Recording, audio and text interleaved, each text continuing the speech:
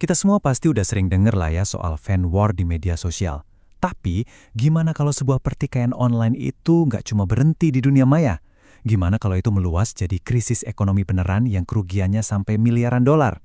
Nah, hari ini kita bakal bedah tuntas gimana sebuah konflik digital antara netizen Asia Tenggara dan Korea Selatan bisa jadi studi kasus yang jujur aja luar biasa banget tentang kekuatan kolektif di era internet. Ini dia pertanyaan utamanya.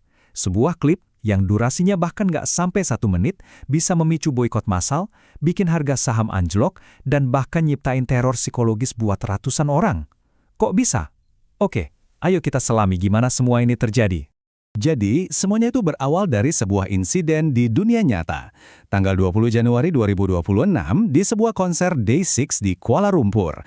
Beberapa fansite dari Korea kedengeran ngelontarin komentar rasis ke staf keamanan lokal. Komentarnya itu ngerendahin banget kondisi sosioekonomi orang Asia Tenggara. Dan ya, ada yang merekamnya. Inilah percikan api yang bakal membakar semuanya. Coba deh kita lihat seberapa cepat ini semua menyebar.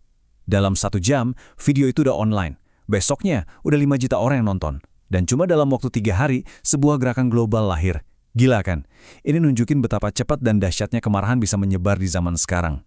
Dan responsnya, ini yang luar biasa.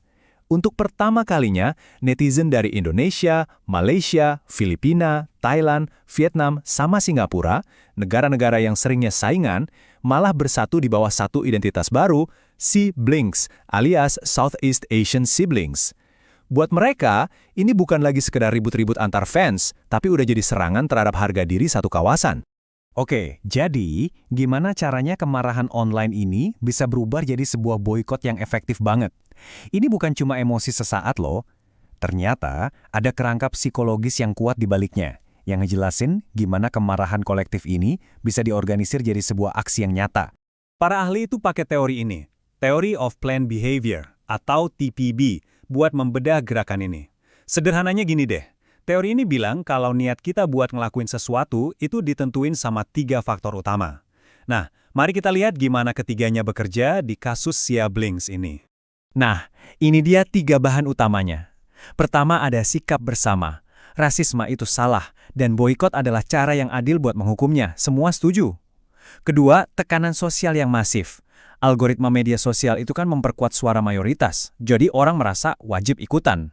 Dan yang ketiga, ini kuncinya, aksinya gampang banget.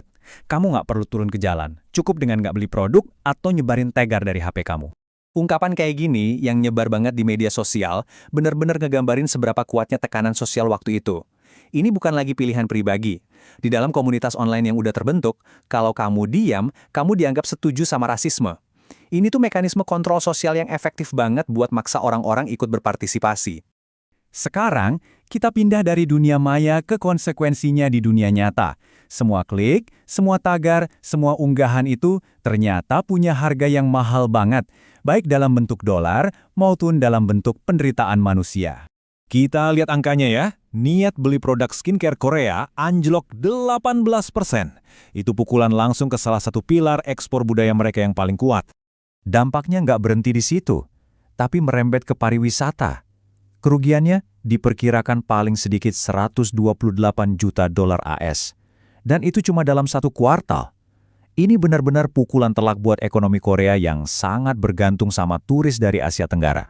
Dan mungkin ini angka yang paling dramatis. Pasar saham bereaksi dengan panik. Saham JYT Entertainment, agensi dari grup yang terlibat dalam insiden awal, anjlok lebih dari 16%. Ini nunjukin kalau para investor ngeliat ancaman ini sebagai sesuatu yang sangat-sangat nyata. Slide ini ngasih konteks yang penting banget. Mungkin ada yang mikir, pasar saham emang lagi turun kali. Iya bener, pasar secara umum emang lagi turun, tapi cuma 2,3%. Lihat aja penurunannya saham JYP, Hybe, atau Amore Pacific, jauh lebih dalam. Ini ngebuktiin kalau ini bukan fluktuasi pasar biasa, tapi dampak langsung dari konflik Siblings. Di balik angka-angka ekonomi yang fantastis itu, ada dampak lain yang jauh lebih mengerikan. Konflik ini nggak cuma ngerusak neraca keuangan perusahaan, tapi juga ngerusak kehidupan pribadi orang-orang yang terlibat di dalamnya. Lebih dari 500 orang dari kedua belah pihak jadi korban doxing. Buat yang belum tahu, doxing itu praktek jahat di mana informasi pribadi seseorang, kayak alamat rumah, nomor telepon, sampai tempat kerja, disebarluaskan secara online tanpa izin. Tujuannya, buat menteror mereka. Dan dampaknya beneran menakutkan. Para korban ngalamin kecemasan parah, paranoia, takut buat keluar rumah, diteror di tempat kerja, dan bahkan ada yang dapat ancaman pembunuhan. Inilah titik di mana perang kata-kata di dunia maya berubah jadi ancaman yang sangat nyata di dunia nyata. Konflik ini memaksa kita semua untuk melihat gambaran yang lebih besar. Gimana sih pemerintah merespon hal ini? Dan pelajaran apa yang bisa kita ambil dari medan pertempuran digital yang benar-benar baru ini? Respon resmi dari kedua belah pihak itu sangat kontras. Dan jujur aja, dua-duanya nggak efektif. Pemerintah Korea sikapnya defensif. Mereka berusaha meluruskan informasi tanpa pernah sekalipun minta maaf secara resmi. Sementara itu, pemerintah-pemerintah di ASEAN sangat hati-hati karena takut ngeganggu investasi besar dari Korea di negara mereka. Jadi dua-duanya kejebak antara melindungi reputasi dan melindungi ekonomi. Jadi, apa pelajaran penting yang bisa kita petik? Pertama, soft power itu ternyata rapuh. Popularitas budaya bisa hancur dalam semalam. Kedua, diplomasi harus berevolusi. Mengabaikan kemarahan online udah bukan pilihan lagi. Ketiga, platform media sosial sendiri menghadapi dilema besar antara ngejar interaksi dan ngejaga keamanan. Dan terakhir, buat dunia bisnis, ini peringatan keras. Jangan pernah taruh semua telurmu dalam satu keranjang. Insiden siblings ini ninggalin kita semua dengan satu pertanyaan besar. Ketika sekelompok individu yang terorganisir secara online bisa menyebabkan kerusakan ekonomi miliaran dolar dan bahkan menantang negara, ini maksa kita buat bertanya lagi. Di era digital ini, siapa yang sebenarnya punya kuasa?